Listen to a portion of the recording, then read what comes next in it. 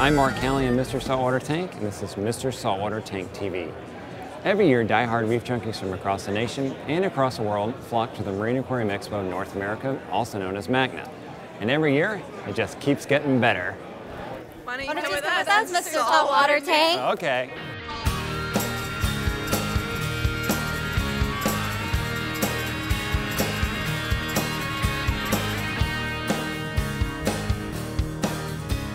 When I think about MACNA, I think about seeing cool livestock, hearing some great presentations, and seeing things way out of the ordinary, like this guy. He was over 7 feet tall. Now, reaching to the bottom of a deep tank is probably really easy for that guy, and I bet he's got big feet too. After I got my photo taken with some fans, it was time to look for ways to boost up the wife acceptance factor. One of the great things about aquarium controllers is that they let you be a control freak. You can control anything on your tank, and they can let you know when something goes wrong.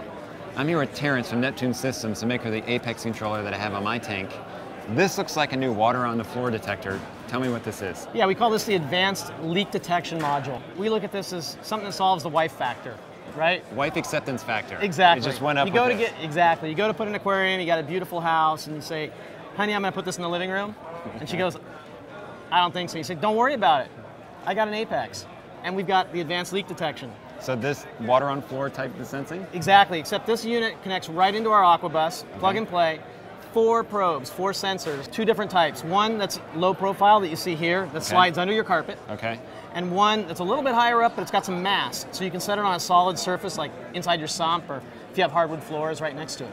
And you don't have to screw it down or stick it down or anything? Nothing. Just lay it down, put it under the carpet, whatever you like. And programming it is just as easy as any outlet? It's actually simpler. It's going to be the easiest way to set up a leak detection system on any controller out there right now.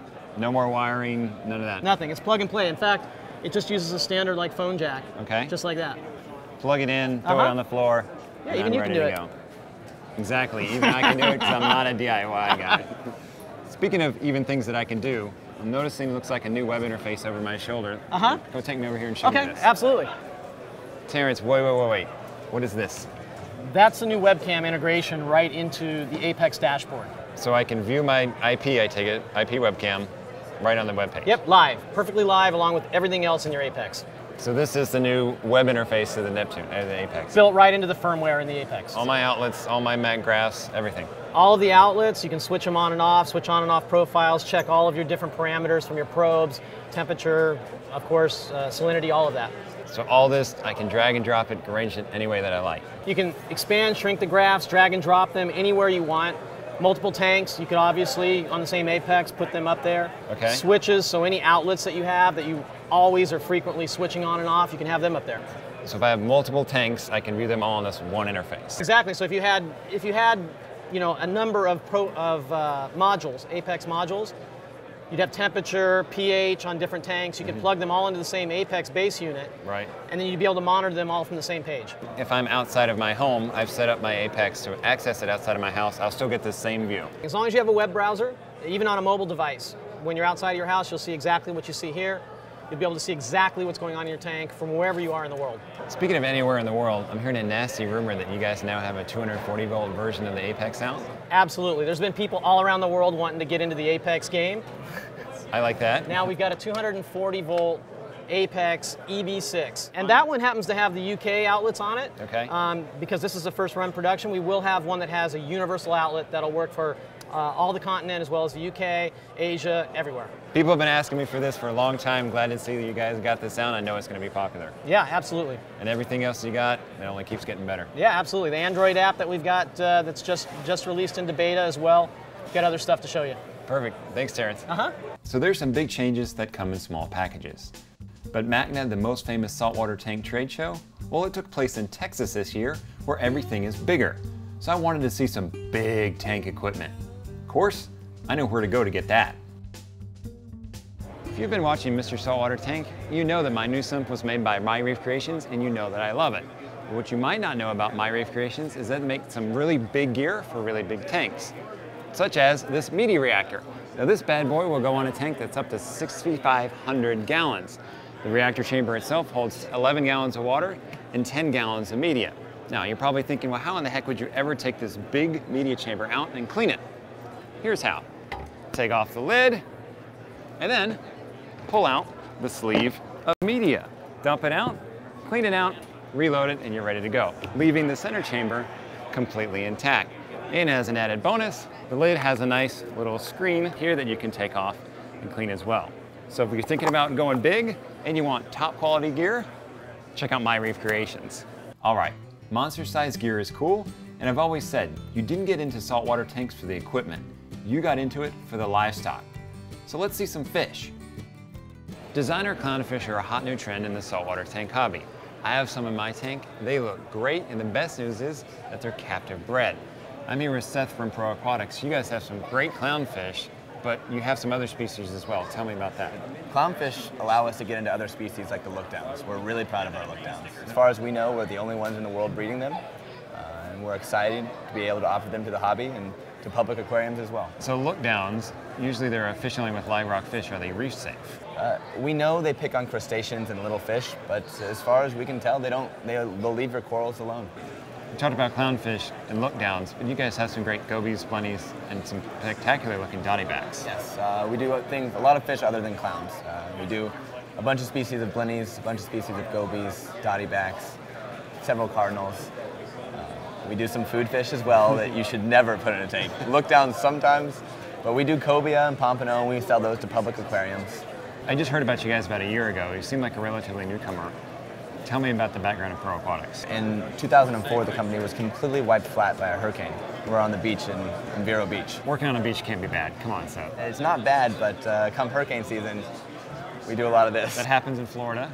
And since 2009, we've been building back to the previous level, and we're finally there. We're finally ready to make that big push, and that's what we're doing here at MACNA, and we're really happy to be here. I'm all about captive breeding. Half the fish in my tank are captive bred, mostly from you guys. Keep up the good work. Hey, thanks a bunch, Mark. Thank you. Appreciate it. Captive bred fish that help save the environment? Cool.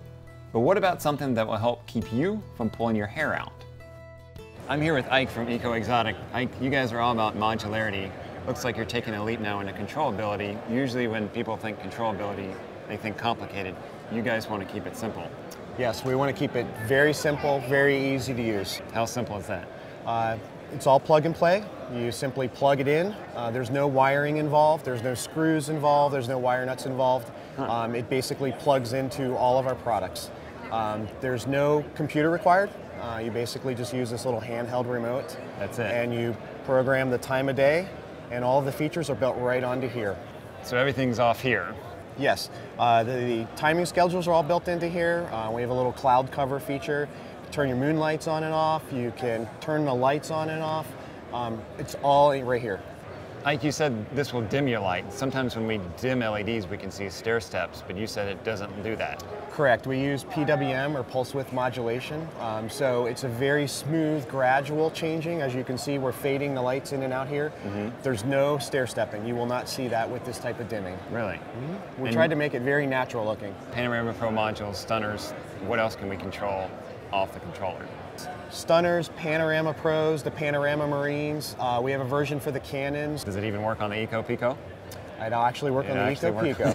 If you want to control that, go for it. And how many lights can we control off one controller? Each controller has 2 channels. You can do up to 240 watts. Okay. So for example, on our 4-foot strips, you could power basically up to 4-foot strips off one controller. Wow, so that's plenty of light for most applications.